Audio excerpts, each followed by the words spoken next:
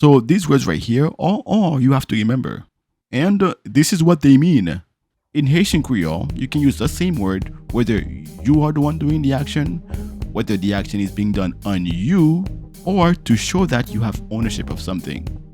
So the Haitian Creole word Mwen means I, me, or my, ou means you or your, nous means we, us, or our, li means he, she, it, him, her, or its, and finally, yo means they, them, or their.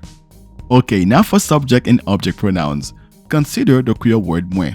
As the subject, you can say mwen vle manger, which means I want food. So in this case, mwen means I.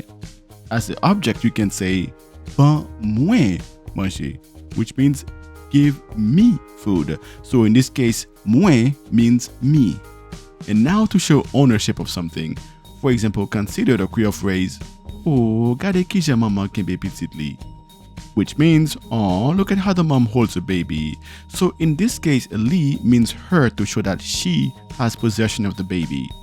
Now to say mine, yours, hers, and so on, you are going to learn more about that in a different video on how to specifically show ownership in Haitian Creole. Now there are two other things you need to remember.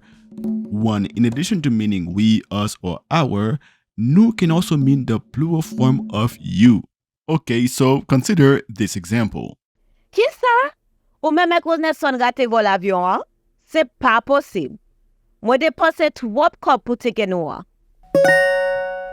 Number 2. Haitian Creole has no specific pronouns to indicate you're talking about a male, female, or object. It all depends on the context.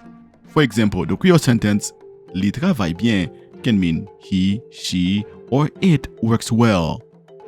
It all depends on the context. As you communicate more with others in Haitian Creole, knowing which pronouns to use and when to use them will become more natural to you.